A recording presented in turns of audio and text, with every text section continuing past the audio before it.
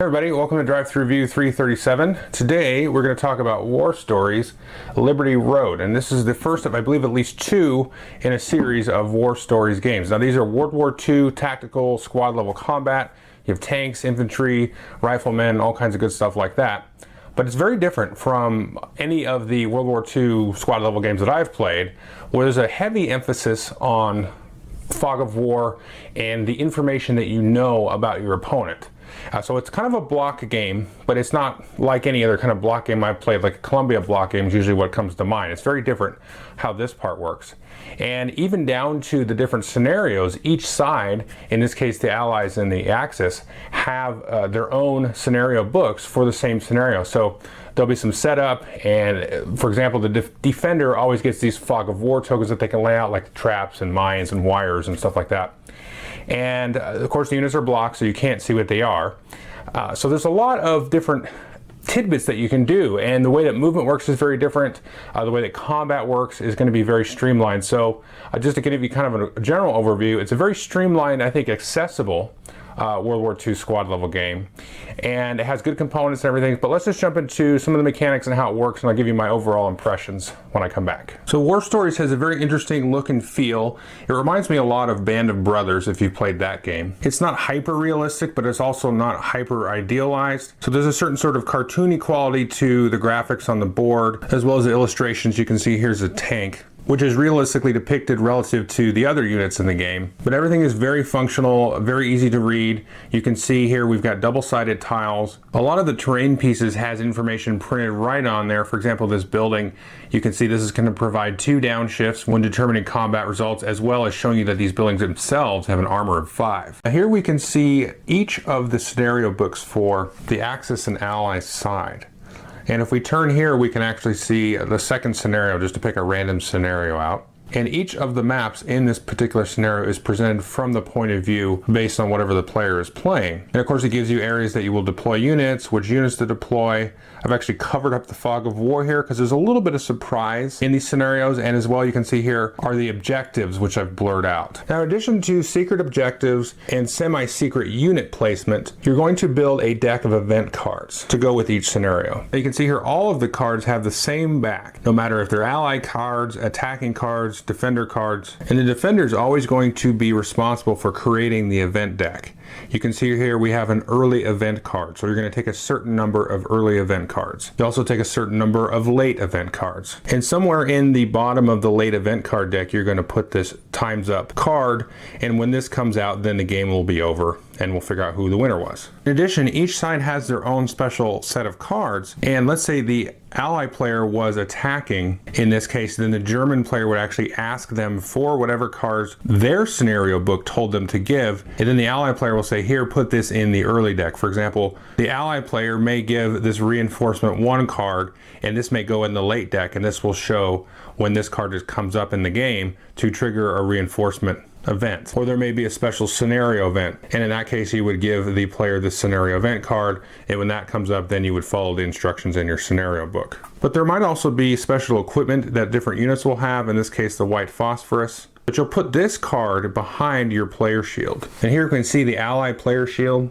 And these actually act as a nice player aid as well, showing you what all the different icons are and quick close combat and fire combat summaries. So players have a bunch of number tokens, and you can use these to help mark which of your units it actually is equipped. In this case, we have a bazooka, and we would have another number token face down with our units on the board. Another thing that the defender will do will put out these fog of war tokens, and some of these may show empty on them, and others may have traps lying in wait for their opponent when they move in. So as you can see, the game is very laden with a lot of fog of war and hidden information.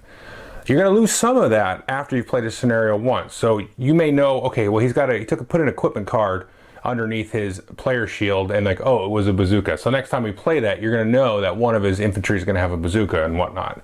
Or you're going to know if you're going to run over a mine or a wire or something, you know that he has that in store for you. But kind of generally, you kind of know he has that stuff, you know, in general, because it is World War II. There's mines, there's traps, you know, there's bazookas and all kinds of stuff like that.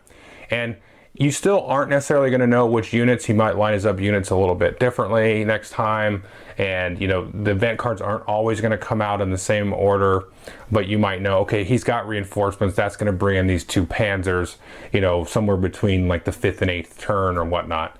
So you're going to know that. So the cool thing is the first time you play this scenario, you're going to be surprised, it's going to be interesting, it's going to feel very realistic, very thematic in that way, but that doesn't really diminish the replayability later, because then you still have a little bit of the hidden information, you know, quite a bit of it. Then you still are playing it tactically from a sort of, I don't know, like an education perspective almost, where you're trying, okay, this scenario, we kind of realized how it happened the first time.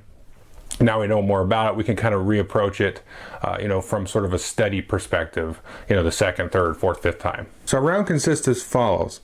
Each player is going to go in order. The attacking player will first choose one of their orders, reveal it, and then execute it. And then the defender will reveal their order. And then if no event has triggered throughout the round, we'll reveal an event card at the end of the round and apply its effect. And again, the event deck acts as a game timer. Once the time's up card is shown, then the game will be over. So let's take a look at these order tokens. Well, you can see the Axis token on the left allows you to move 2 either vehicles or infantry units or any combination.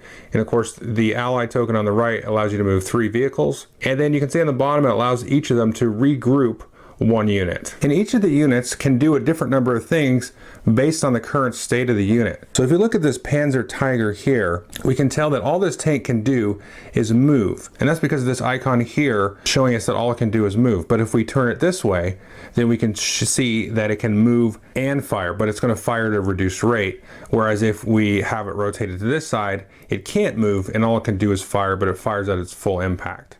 Now, of course, if the tank ever becomes suppressed, then we'll have to turn it this way, and then it'll be much more limited in what it can do. And infantry has a similar set of states. We can see here the infantry is ready. Here we can see the infantry is spent. Finally, then it's reduced and then suppressed. While we're talking about infantry, let's look at the numbers indicating its range and firepower. Here we can see the anti-infantry combat if it's fighting other infantry, and these are always in pink. So this has a range of 3, but it also gets an upshift when evaluating the results. Here's the range when firing against vehicles. You can see this is 1, but the firepower is 0. And then finally we have the movement capability. And similarly for this Panzer Tiger, we have the infantry combat, and you can see this gets an upshift. And again, that's the range. And then here we have the range against armored vehicles, and this is the firepower, the 6. And here we have the armor. You can see there's an 8 for armor, and then if it's being flanked, the armor is considered to have a 4. So you can see if this one was firing on a copy of itself, it would apply 6 firepower against 8, or flanking, it would be 6 over 4. And that will help you determine how many shifts up or down we have when we resolve combat, which we'll talk about in a minute.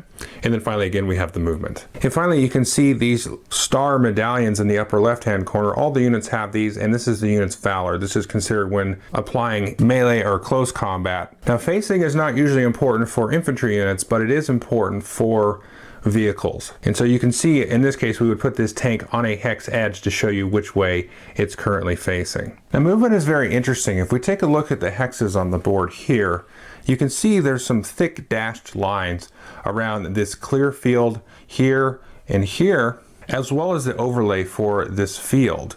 You can see there are thick dashed lines there as well. And we can also see that this thick forest here is made up of several of these, and this is to indicate how movement is affected. If a unit is at full strength, then it's able to move through these bigger hexes that are defined by the dashed lines. So I can very quickly get from A to B with this tank. Now that's because I have the tank at the move only position. If it was in the support position, it would only be able to move at a reduced speed. But in this case, you can move and fire. In that case, you can only move up to its movement points, a number of hexes, not taking into consideration the larger defined areas. And the infantry units are similar where they can move these larger hex spaces, but if they're reduced, then they can only move 1 hex, no matter what their movement might be. So it's very intuitive movement, and it very visually kind of represents the amount of space on the board. A lot of the pieces in this game go towards this, where it's a kind of a new mechanic, a new way of sort of feeling the realism of the battlefield. And I'll get slight into the review a little bit here, but it's very immersive in that way, where the way the combat works, the way the hidden information works, it feels very much like it's trying to reach at, trying to get you sort of on the ground in the battle, and sort of, you don't really know what's going on. You might damage a vehicle, for example. It may have done no damage to it. We know we hit it. It's through the trees. I can't really see it. So you know a little bit about your opponent, about the enemy. You have a general idea, and it sort of gets you to this sort of illusion of experience with the game, and how it's sort of, feeling like you are this sort of seasoned combatant or commander. After you've played it a couple of times, you're like, okay, I know what's happening here. You kind of take guesses and hunches, and that whole idea of that really brings you into the game. So let's talk a little bit about combat, which is very interesting, and then I'll go from there. Now, combat, among other things, is resolved by pulling chips out of this bag. And you can see a few different icons on the chips here. First, we can see the Valor icons here, and these are added to your unit when you engage in hand-to-hand or close combat. And then you can see each chip here has an infantry side and a vehicle side. And depending on who the target of the combat is, you'll look at that side of the chip. And then you'll look here at the range, and this is showing how far away you are from the target unit. So in this case, we can see here, if you were within range 1 to 4, this would be an automatic kill. Whereas if you were at range 5, you would reduce the unit. Range 6, you would do a suppression check. And then range 7 or higher, it would be a miss. Now remember that we had some shifting icons. For example, on this tank here, it got a shift up against infantry. Or if an infantry was in this building here, it would have 2 shifts down. So you're going to apply those shifts and then resolve the results. So if we had a shift up in this case, then you would go from the 7+ into the 6, and then we would check for suppression. And in that case, we would pull another chip, make a Valor check, and then you check the current state of the unit and then reduce it, suppress it, or even eliminate it. Now, some of the chips have a little time marker in here, and that means to flip an event. So we only flip one event per round. So if we've already flipped an event, we won't flip another one. But if we do, we're also not going to flip an event at the end of the round. And in this case, we'll pull an event card, and in this example, it has a vehicle side as well as an infantry side. If you're targeting infantry, then you would do the infantry effect, and so on. Now there's also a secondary event on the corner of these cards, and this will show you if the attacker or defender, in this case the defender, will get to activate one of their units. So this part's actually a lot of fun. There's some interesting things that happen here. So it adds to sort of the chaos of the battlefield and also sort of the morale of the battlefield, without actually having to like track morale.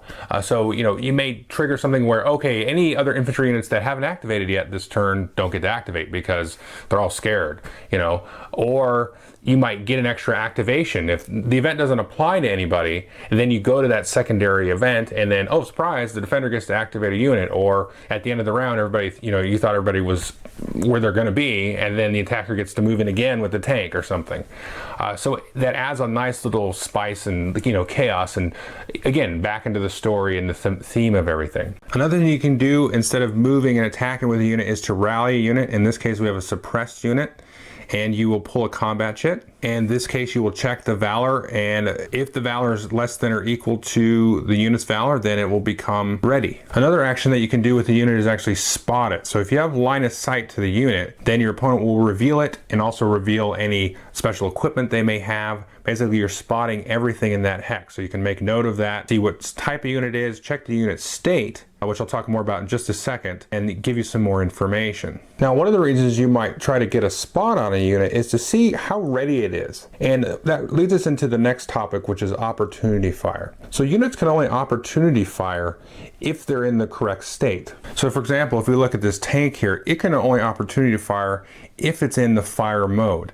In that case, then if it has line of sight to anybody that's in a clear field, then it can apply its full firepower. And likewise, an infantry unit, if it's in a ready state, then it's able to do opportunity fire, whereas if it's in a spent state, then it's not able to. Now, the last thing to talk about is, in addition to the number of units you can order, there's also the number of units you can regroup. And that's simply readying infantry, maybe changing the state of a tank. So if you got a tank that's gonna, be in full movement mode and zerg right up, and then you're gonna change its state and then probably rally it to be, full fire mode or support mode so they can move and fire. So a lot of the spotting and things will be kind of checking maybe and seeing, okay, what state is that in? Oh, he regrouped that one, so he probably set it to full fire mode, to get this little corridor and get a beat on that. So, you may not spot, you may try to guess that as well. So that's kind of an interesting part about reading the battlefield and seeing what's going on. It really takes you from the sort of high level almost historical perspective that you see in most of these type of games, and it gets you down into the field, but still retains, a lot of the historicity and things. So it's going to be a very different type of tactical World War II game that I think, a lot of people have played. Now, again, I haven't played every one under the sun. I played a lot of more of the recent ones, like Band of Brothers and the Conflict of Heroes, and also, what's the one? Heroes of Normandy that just came out. And this one kind of reminds me of Heroes of Normandy, but probably for a little bit more serious of a crowd. Heroes of Normandy was very much like sort of a video game style war game. It had a lot of information, a lot of character and theme added into the game, really well, very, very cartoony artwork in that case, where this kind of pulls it back a little bit towards more of the serious wargamer side. Where everything, the states and the bits and all the components really breathe all of the information at you, like Heroes of Normandy did. But it takes it on a completely different direction. But like I've said 100 times in the review, the fog of war is super important. Reading the battlefield is very important. And I think it really succeeds at that level. And so there's a couple of things I didn't show you. Some of the vehicle damage things. The vehicle can basically become terrain and stuff like that. You've seen that kind of stuff before. But I'm hesitating to get too hyperbolic, but I think this game is really great. I think any wargamer should really get into it. And it's one of those where it's like, it feels like a new wargamer something would really like. But I think you have to be somewhat familiar with some of the tropes and things, and so you can kind of understand the differences between this and other games. But I don't want to put it past anybody to just pick this up out of the blue if they're like a Euro gamer or more casual gamer and be able to pick it up, because it's well presented. It's very easy to get into.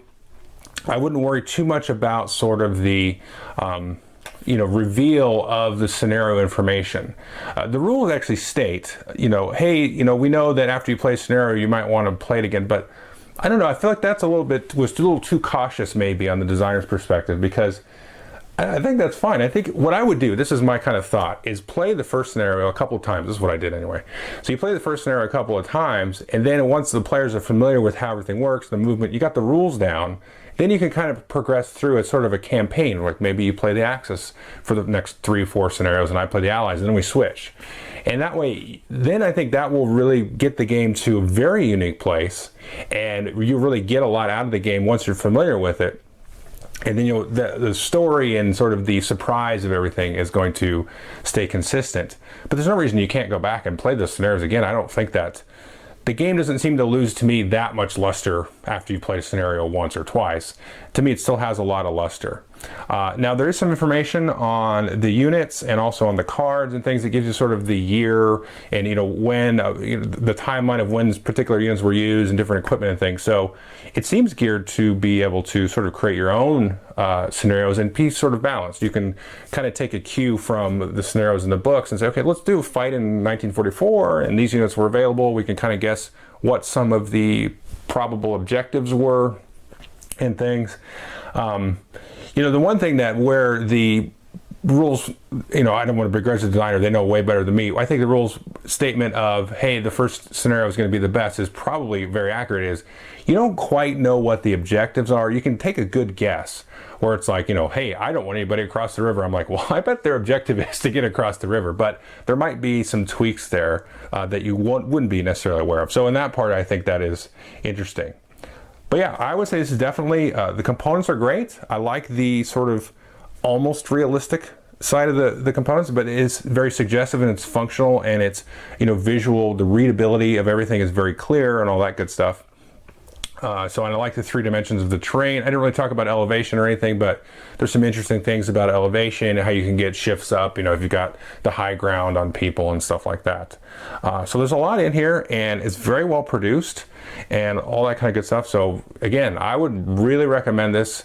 It's excellent war game. Definitely, I'm interested. I know there's going to be at least one other game, I think, coming out in this series. And there's a lot of cool stuff in here. Like, just adding the events in there is interesting. And, like you're planting a little surprise there for your opponent. Like, here's when the reinforcements happen or this. Because they have no idea what card you're giving them. It could, be a scenario event, could be a reinforcement event. It could be anything. But again, it's not always going to be the same turn every time either. So that's where the surprise, will still come later. even after playing it multiple times. Anyway, so definitely you got to check this out if you're a war gamer at all, and if you are a casual gamer and sort of getting into war games, this is a pretty decent one to get into because the information is so readily presented and visibly, well presented on everything. So take a look. Thanks.